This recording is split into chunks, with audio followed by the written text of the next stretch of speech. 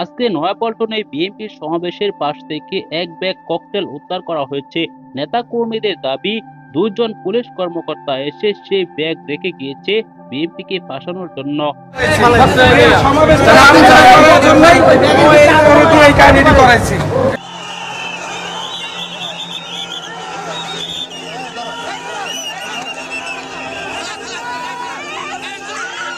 আমরা বলতে চাই আওয়ামী লীগকে পুলিশ ছাড়া 1 মিনিট এই রাজপথে তাদের সাথে আমরা মোকাবেলা করতে চাই। 1 মিনিট যদি দাঁড়িয়ে থাকতে পারে তাহলে আমরা রাজনীতি করব।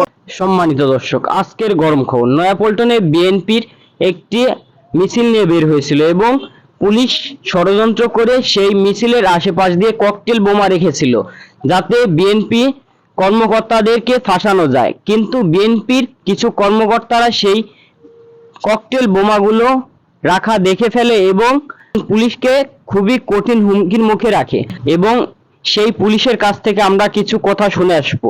আজকের এই ভিডিওটি খুবই গুরুত্বপূর্ণ হতে চলেছে, তাই সম্পূর্ণ ভিডিওটি না টেনে দেখার অনুরোধ রইল। আর সম্পূর্ণ ভিডিওতে রয়েছে আরো অনেক গুরুত্বপূর্ণ বিষয় যা দেখলে আপনারা রীতিমতো অবাক হতে বাধ্য হবেন। তাহলে চলুন কথা না বাড়িয়ে চলে যাওয়া যাক মূল ভিডিওর দিকে। আর আপনি যদি আমাদের এই চ্যানেলে নতুন হয়ে থাকেন তাহলে অবশ্যই সাবস্ক্রাইব করুন বাংলাদেশের সর্বশেষ আপডেট খবর পাওয়ার জন্য এবং একটি লাইক দিয়ে দেখতে থাকুন সম্পূর্ণ ভিডিওটি। নিয়ে গিয়েছে এবং আমরা দেখি তার হাত দিয়ে রক্ত ঝরছিল এবং এই ব্যাগটিতে করে তিনি ককটেল নিয়ে এসেছেন এমনটি বলছিলেন, প্রত্যক্ষ করছিল এবং যেই ককটেলটি বিস্ফোরণ ঘটেছে সেটি কিন্তু আমরা দেখতে পাচ্ছি যে এখানে এখনো পড়ে আছে এবং এখানে কিন্তু পুলিশের সদস্যরা ইতিমধ্যে এসে উপস্থিত হয়েছেন।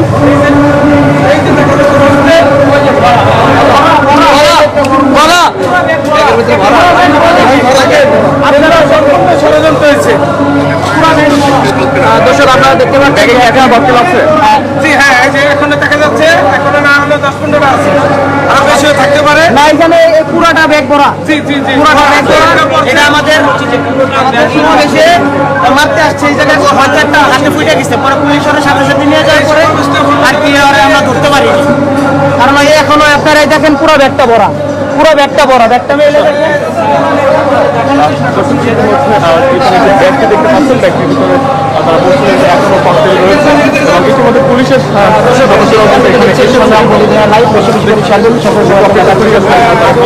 একটু দেখি।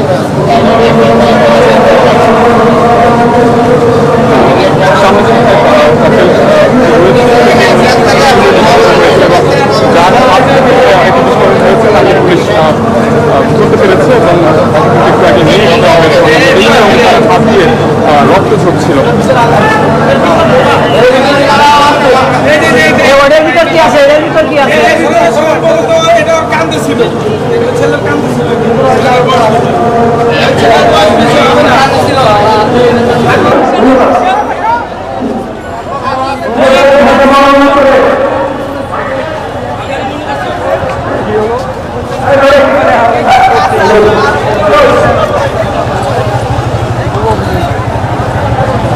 আমরা দেখতে পাচ্ছি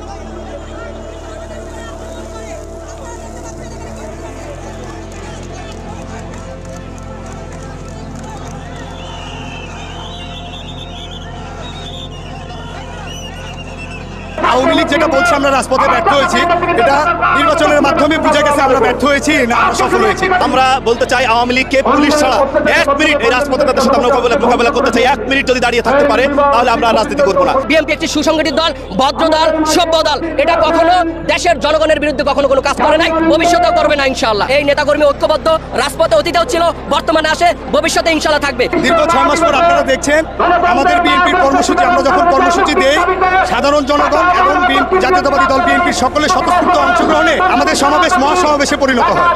আপনারা দেখেছেন 1 মে আমরা একটি প্রোগ্রাম করেছিলাম, সেটাও সমাবেশ, সংক্ষিপ্ত সমাবেশ মহাসমাবেশে পরিণত। আপনারা জানেন আমাদের অনেক নেতাকর্মী সাজাপ্রাপ্ত হয়ে কারাবরণ করছেন, তাদের জন্য আমরা একটা শুধু যদি মিছিল করি, বিক্ষোভ মিছিল, সেটাও সমাবেশ মহাসমাবেশে পরিণত হয়। আওয়ামী লীগ যেটা বলছে আমরা রাজপথে ব্যর্থ হয়েছি, এটা নির্বাচনের মাধ্যমে বুঝে গেছে আমরা ব্যর্থ হয়েছি না আমরা সফল হয়েছি। আপনারা দেখেছেন জাতীয় নির্বাচনে 5% বা 7% লোক ভোট দিয়েছেন, এটাতে প্রমাণিত হয় আমরা সফল হয়েছি না আমরা ব্যর্থ হয়েছি। আমি বলতে চাই আমরা শতভাগ সফল হয়েছি, কারণ সাধারণ জনগণ ভোট দিতে যায়নি, ভোটকে বর্জন করেছে, আওয়ামী এই ভোটকে বর্জন করেছে। বিএনপির ভারপ্রাপ্ত চেয়ারম্যান দেশ নায়ক জনাব তারেক রহমানের নেতৃত্বে বিগত কয়েক বছর আপনারা লক্ষ্য করেছেন সারা বাংলাদেশের সকল দলমত ঐক্যবদ্ধভাবে একটা ফ্যাসিস্ট সরকারকে তার পতনের লক্ষ্যে এবং দেশে ভোটাধিকার প্রতিষ্ঠানের আন্দোলন করে যাচ্ছে। সেই আন্দোলনের ধারাবাহিকতা আজকে সমাবেশ।